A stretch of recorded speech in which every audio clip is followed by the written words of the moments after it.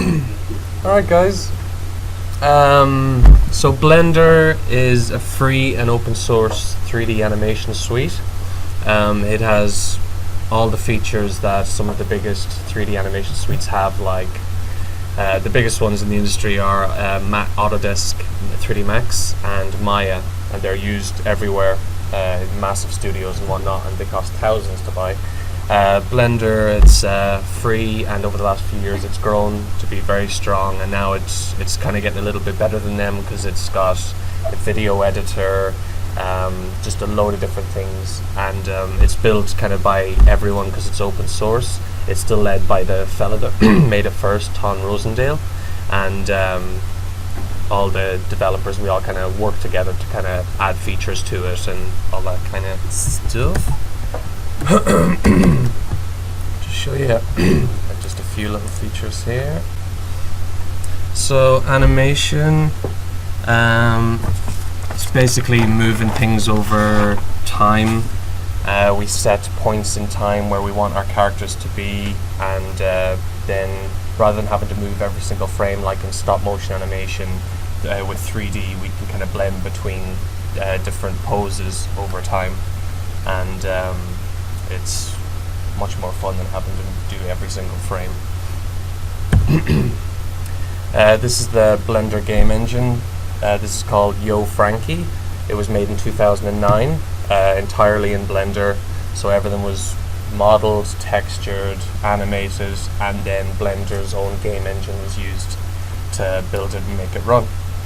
And all these files are available online for people on the Blender website, so you can actually download this into your Blender and you could start making adjustments to it. So if you wanted to make it jump 1,000 feet into the air, you could go in and do that, or yeah, that kind of thing.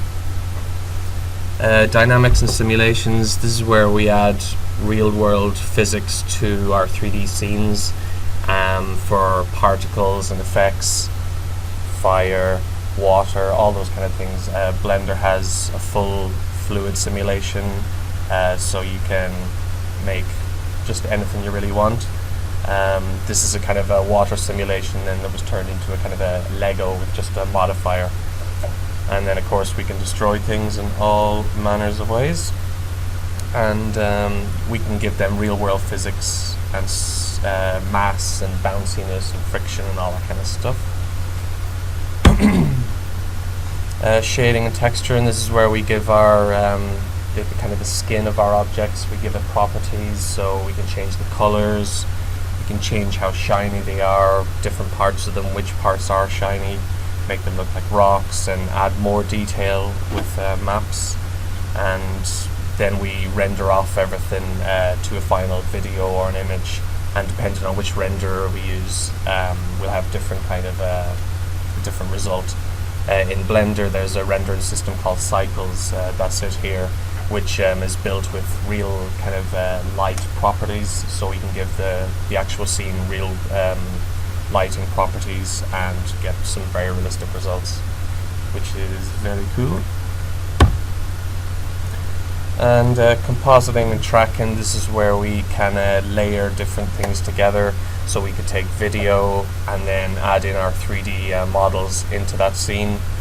And this is actually a film, Tears of Fear I think it's called, made by the Blender Institute, just to kind of demonstrate the new features.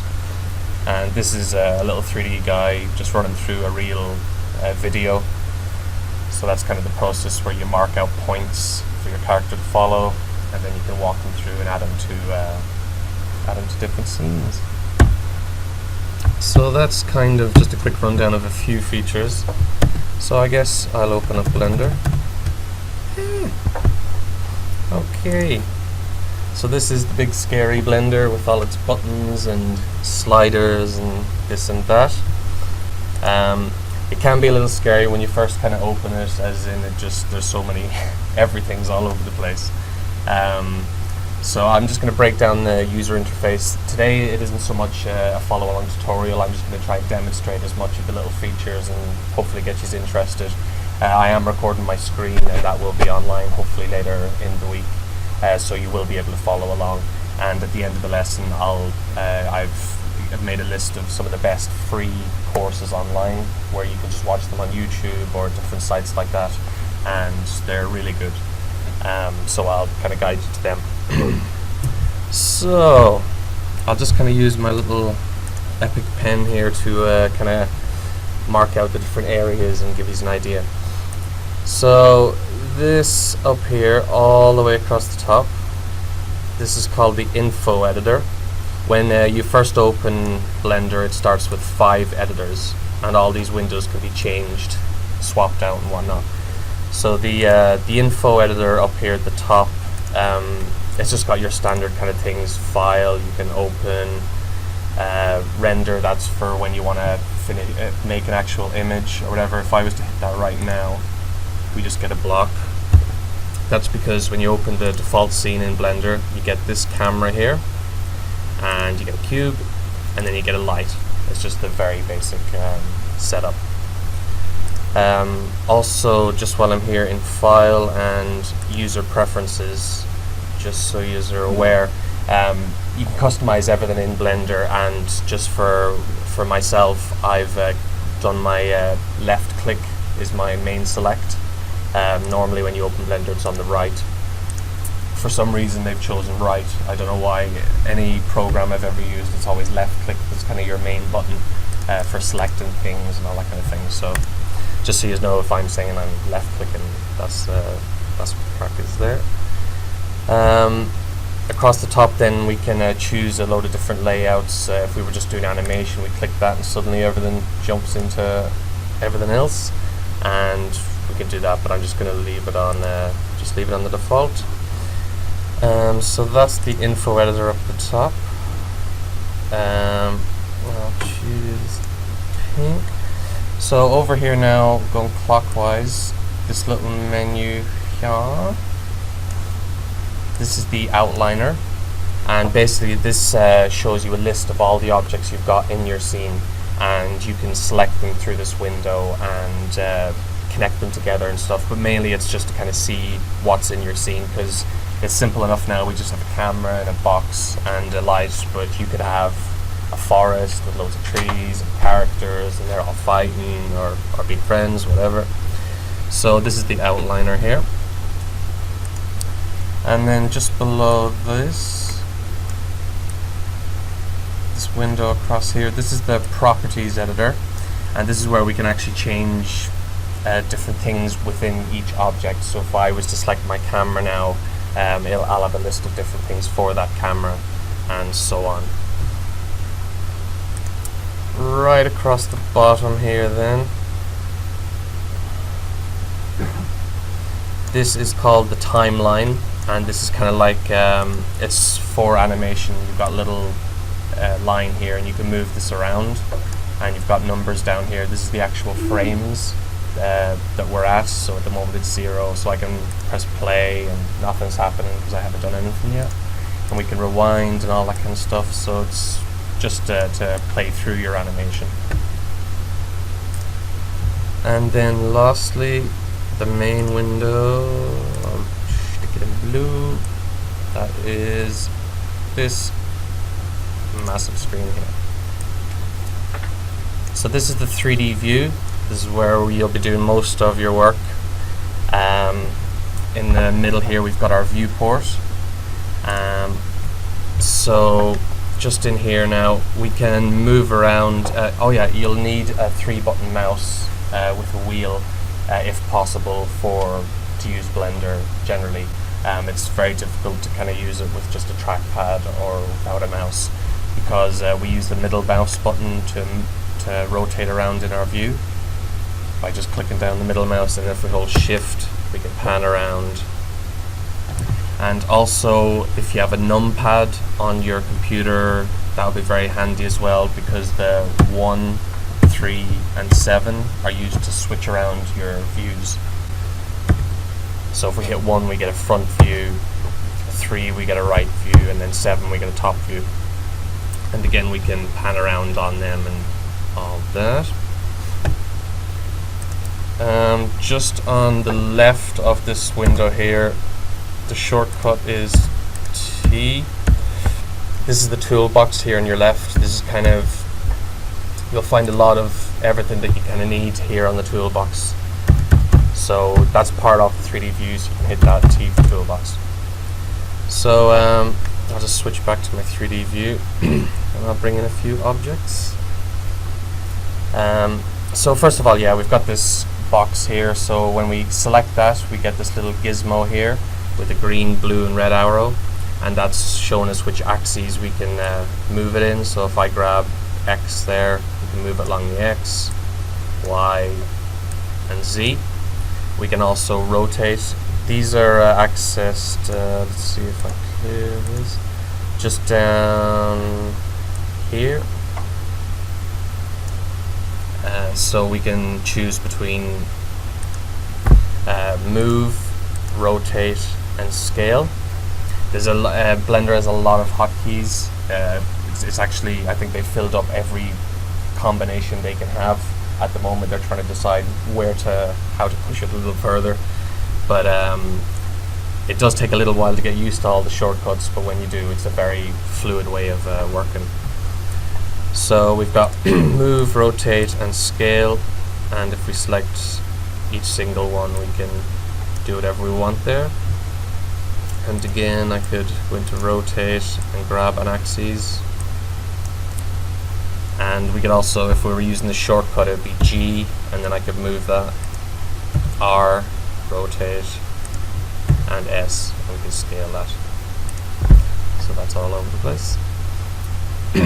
So just here on the left now in our toolbox, we've got all the different primitive objects we can bring in. They're just kind of like something to start with, to model from. So at the very top we have like a plane, so it's just a flat piece of, it's just a polygon really. And we could bring in, we've got a circle as well. Oh, lost it. And cylinder, all different primitive shapes. So, you know, if you're going to build something, try and think of the simplest shape of it and then bring that in. We've got a cone, and we've got a monkey head, which is very handy. That is Suzanne. Don't be laughing, it's poor Suzanne. She's Blender's mascot. Most 3D programs use a teapot as a kind of an object where you'll test materials out on and animation, but Blender has Suzanne the monkey, which is great. So you'll have loads of fun with her. So those are just some mesh objects that we can bring in. We can also bring in different types of lights. We've got like just point lights, which are just like just a bulb in the center of the room and it shines out in a kind of a circle. And then we've got sun and spots, so you can like actually make spotlights with shadows and all that kind of stuff. And then we can add some other things, text and whatnot, but I'll get into that in a moment. So I'm just gonna clear the scene again. And sure, I'll bring back Suzanne. Oh yeah, I'm using the shortcut here, which is Shift A, and that brings up your add menu. So now it gives you everything that's over here on the toolbox. So I'm actually just going to close the toolbox to make a bit of more space. So Shift A, and I will bring in monkey. So at the moment we're in what's called object mode, so we can select different objects, we can move them around, scale them, all that kind of stuff. But if we want to make edits to the actual object itself, we have to go into edit mode in Blender. So that's accessed, if I just clear that, just down here. So this lets us switch between, if we click on that, we've got a load of different modes, edit mode, sculpt mode, all these kind of things. But I'll just click on edit mode for the moment. And as soon as I do that, you'll see Suzanne starts to look a bit odd. So we've got all these different points. So I'll just zoom in here. So this is kind of the components of a 3D object. So the very basic component is a vertex. These little dots, they're just a single point in space. and we also have edges, all the little lines in between, so we can select those, we can move them around, make her look a bit funny. And the last one is face, which is an actual polygon, and a polygon is a three-sided shape, so it's always going to have 3 edges or 4. So when we're in face mode, then we can select the entire face. It's more or less the same as selecting all the vertices around the edge, like that. And those are the basic kind of components. And while we're in edit mode, the shortcut then to choose the different components is Control-Tab, and that brings up a little mesh select menu, or we can access that down here as well. So we've got vertex, edge, and box. So I'll bring in a little cube and we'll just do a little bit of modeling. So again, now I'm in object mode, so I can move that around. So I'm going to hit tab, and that brings us into edit mode.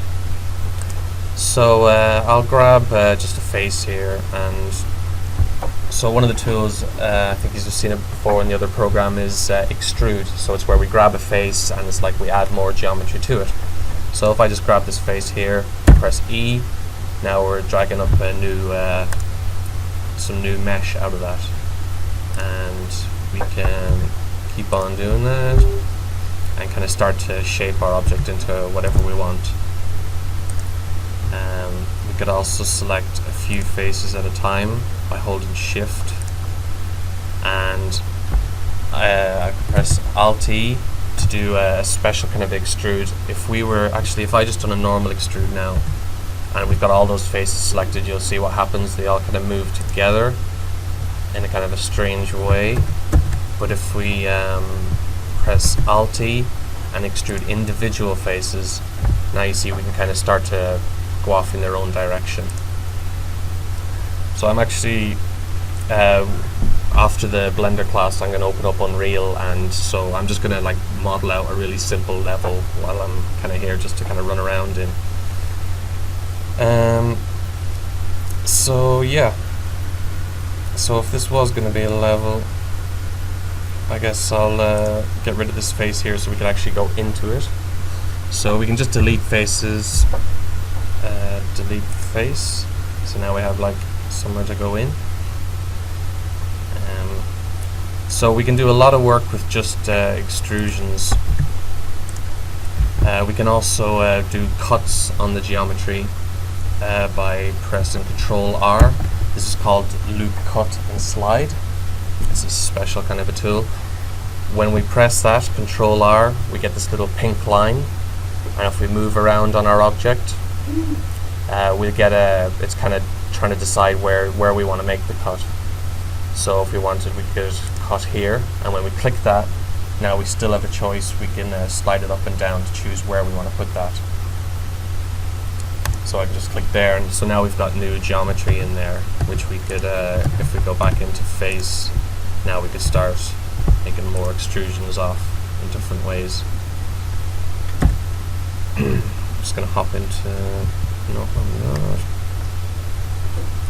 So this is a pretty amazing level already. Alright, yeah. Do a few more extrusions out here.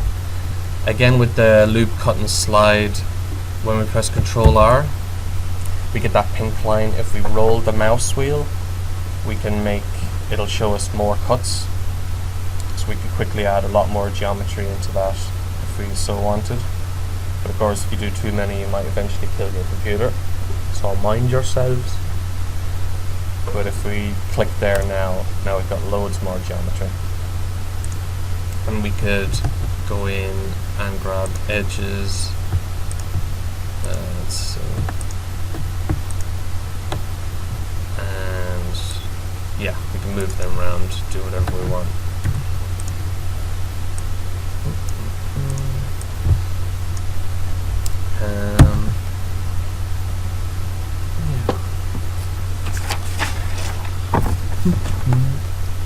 Right. So we have this kind of amazing level.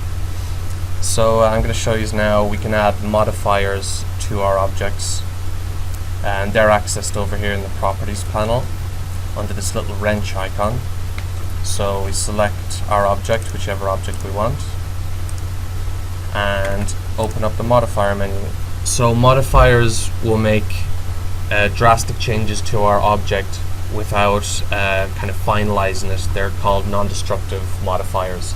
So we can add a modifier, we can make adjustments to it, and if we're not happy we can just get rid of the modifier and our object will return back to normal. So for example, there's one subdivision surface. If I click on that, what that does is it tries to smooth out the entire object. So at the moment it's just on one subdivision. We can put that up, start to kind of smooth out our object. Also, if I press T and open the toolbox again, you see on this object there's a load of flat faces there all over it. That's because it's still on flat shading.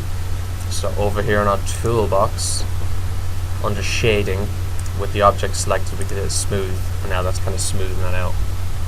And while that's on that now, we can go back into edit mode, and you'll see we get a kind of a wireframe of the low poly version. So again, we could start extrude now with the subdivision still on, and make any kind of random stuff that we want.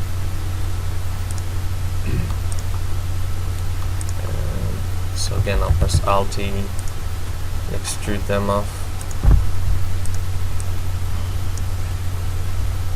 Yeah, this is going to be quite an amazing level when it's done. So this is kind of the idea so far. Yeah. Let's see. So I'm just going to bring in another object beside this. Also, if you're using Blender, you'll find this little thing here, and that might drive you crazy when you first start. This is called the 3D cursor. It's actually great. It's your best friend ever. One of the simple uses of it is wherever you aim that, when you bring in a new object, that's where that's going to appear. So if I press Shift-A with that there, and bring in a sphere, so it'll appear down there. Let's see. So I'll just bring in another. No, I won't. Gonna slide that out of the way. In fact, kill all that. Right, so that's kind of a very basic look at the primitives and polygon modeling. So I'm going to show you a little bit more of a fun thing now, the sculpt tool. So to do that, I need some kind of a flat surface to work off. So I brought in this plane here, and if I go into edit mode, you'll see that it's just one big flat polygon face. So we need to add more detail into that in order to kind of sculpt on it. So with that selected, I can press W to bring up specials. Now don't worry, I don't expect you to kind of remember all these shortcuts and whatnot, but it's just giving you an idea. So subdivide, now I'm adding a load of extra detail to that. So I'm going to do that a few times.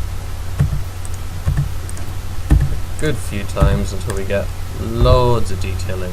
So you can see now there's loads of little polygons around the place. So I'm going to go over to sculpt mode now. So again, down here in object mode, if we go to sculpt. So now I've switched over to sculpt mode. We'll just see if this works straight off. Yeah. So it's kind of like you can paint on like clay straight away. And you'll notice over there it's copying what I'm doing. So over here on the left, this is where, again, is the toolbox where we always access all the things that we're bringing in. So I'm just going to slide that out and make it a bit bigger so you can see. So at the very top here, if we just hover over this little picture here, this will show us all the different kind of brushes that we have in here. So we've got F blob, so that's kind of, let me see here. We can make the brush bigger as well. If I just, this will give you a better idea. So the blob, it kind of blobs it out, really. Kind of like that, which is weird. A lot of these are kind of like different techniques used for clay modeling. Like there's one called thumb, so it kind of gives a kind of effect as if you're kind of squeezing the model, pushing it in, trying to smooth it out with your nail or whatever, kind of like that. So that's the thumb. Then we have like grab, so it's literally just grabbing them and moving them around.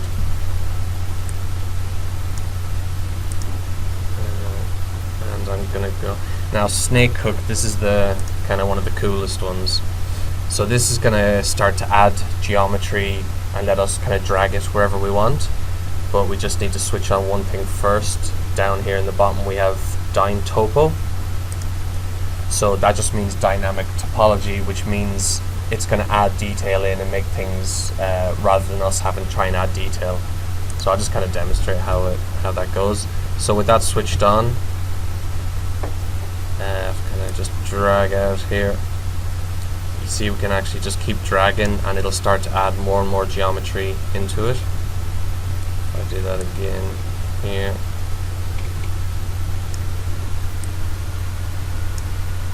So you can get some strange results very quickly. You guys are the artists, so you'll be able to make some much cooler stuff, right? So we've got some really wonky stuff here. Yeah, I actually meant to switch off the mirrors, so everything's been copied across there. That's because down here in the toolbox, symmetry is on X. So if we just click that, that's gone now. So now we can kind of do our own thing on this side and it won't affect the other side. So I'm just going to switch back to sculpt draw, and yeah, we can also smooth that out as well if it's looking a bit funny. Smooth. So if we click on smooth, it'll try and relax the vertices and not make them as messy, which they are now very much. And while we're using the normal brush, if we drag up, just click on it, it'll pull up. But if we hold Control, it'll push down. So you can like quickly kind of model out some.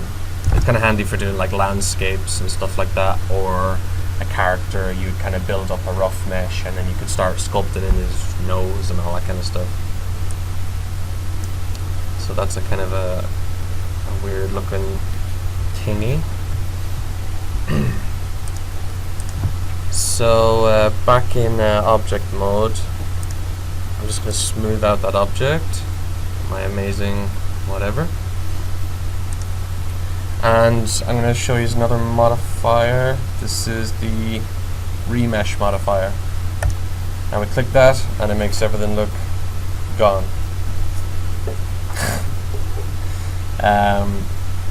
So down here in the modifier panel we've got mode sharp. I just kind of want to show you this one thing. If we switch this to blocks, wow, look at that. But if I start to switch up the depth, it's going to start trying to fill up your object again. So what it's actually done now is taken that kind of rubbish object I made and make it look a little bit cooler. Does that remind you of anything? Nope. Hey. So we have a little Minecraft level there that we can play around with. So again, like if I switch that back to sharp, it's sometimes it's used if you're kind of building a character or something and you make a mess of his parts of them and whatnot. You can use remesh to kind of make it look a little better. But I found the fun thing is just switch it to blocks and then you've got instant Minecraft levels, which is cute. And And I'll just leave that there. I'll probably export that into Unreal.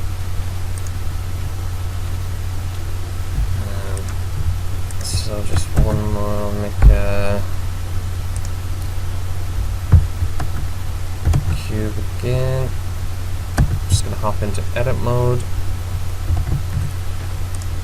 and grab his face. So I'm just going to quickly shape this object a bit, just a little bit.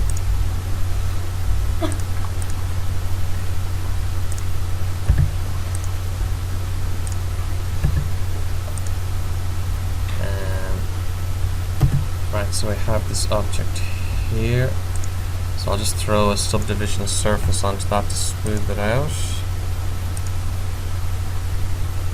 and show you another modifier. So we've got the build modifier. So again, if I click this, it makes everything go away, which is great. But if I rewind back our timeline and press play, you'll see it, it just basically gets rid of the mesh and then rebuilds it kind of face by face. So actually that might be more interesting if I'd done it to this. Because I'm recording the screen and whatnot, I'm hoping this won't crash because Blender is taking up all the memory, but shall we see? So if I... Oh, has it crashed? No. Okay. So I'm just going to get rid of that. So I'll select this and let's put my remesh on there. Blocks. Okay.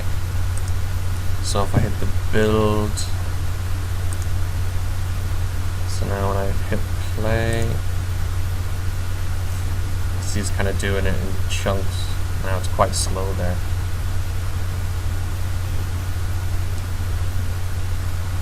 But it can be used to kind of show off your models as you're building them or whatever. And we can hit randomize as well, which can make that a bit more interesting. So now it kind of just grabs them in random spots.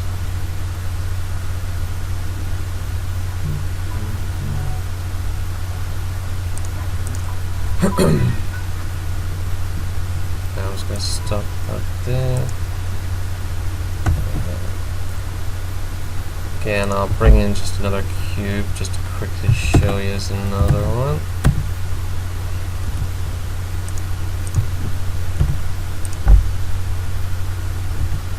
So, just quickly making nothing in particular.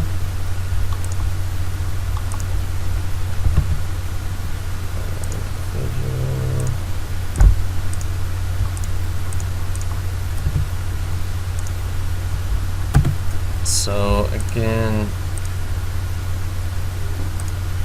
let's subdivide that a few times. So again, I'll put on that build modifier just so you see it kind of is popping up block by block. You see at the moment it's just like a thin object, which there's no actual depth to it itself. So we have a modifier for that called the solidify, and when we hit that, it'll actually add a kind of a wall to the entire object. So if we can turn up the thickness of that.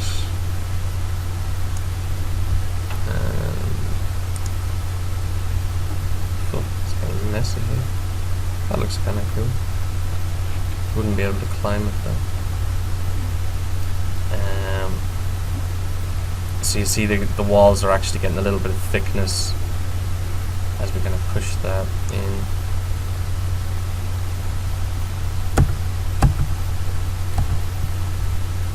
I'm really not making anything in particular here, but just get the idea. And so let's see. I'm going to hop into a top view.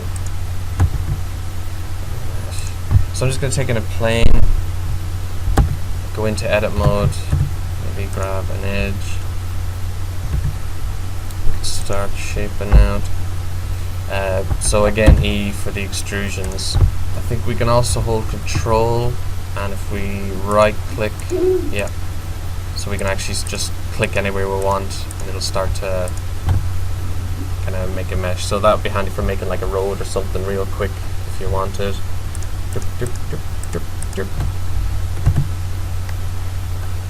So now we just have this flat object. So again, I'll go into the modifier, solidify. If I turn up the thickness, now you see it's actually giving it a proper thickness all around.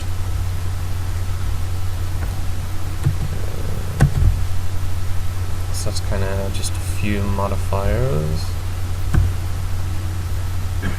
And just the last thing on that, we can also bring in text, just like Microsoft Word or Photoshop or something like that. So I'll just move my 3D cursor up here and press Shift A for the Add menu. So we have the meshes and curves. So text, I'll click on that. So it just defaults by coming in, it just says text. So again, we could tap Tab to go into edit mode, and now it kind of acts like a word processor or something. So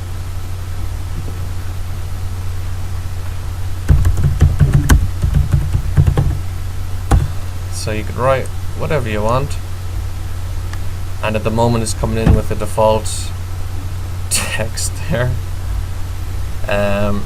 So you just write in whatever you want, and then over on the right in your properties you'll see a little F icon here. If you click on that, now this is kind of more or less you're accessing all the stuff you'd have in Microsoft Word. So we can change the fonts. Actually, I will change the font. So at the moment it just comes in on the default text. Here under regular, we could click on the little folder icon, and then you'd want to go to your fonts in your Windows file. I think it's like C Windows. If you just search on your computer, you'll find your fonts folder. So when you open that up, you get a big list of fonts which you don't know anything about them. And if we hit on the thumbnails here, now it'll actually load up every single font the way it has. I mean, you can download fonts and everything, they're really tiny, and just save them to your desktop. So you can choose whatever font you want. There's lots of them. Let's see. Tricky. They're all just so great. This one. So as soon as I do that, that changes. So I'm actually gonna get rid of these because they're slowing it down a bit. Up at the top. Now, so I'll select the text again. So we could actually make this 3D real quick. Under geometry, we could on the extrude there, it's got its own little extrude. Now if we just slide that up, now it's become a 3-dimensional shape, which is very handy. We can also round out the edges as well. So if I switch on, we can just slide the beveler. Now, because of the font I've used, it can act a little random because I haven't tested it with that font. So you can see it's after sneezing, and it just sneezed some vertices over there. So that's something I'm not going to worry about right now. We'll just go over here where you can't see it. Oh, and this one sneezed as well. They're all sneezing. So I'm actually going to change that font to something a little less sneezy. Yeah, sometimes 3D objects will sneeze. It happens. So I'll just click on this. Now, that's a little bit better. So the bevel here, we have the depth. You'll see the kind of edges there getting wider when I slide that up and down. And we can also change the resolution here. You see it's just a flat kind of side. So if we switch up the resolution, it'll start to kind of round that out. You've seen wireframe mode there. It's kind of a bit more round around the edges. So yeah, so we can go down, we can change the size, we can change all the shear, and then if we add underline, we can change those kind of things. You can change the alignment, much like in Photoshop, the letter spacing, and you could actually animate these as well. I'll be talking about animation after, but if I was to just see,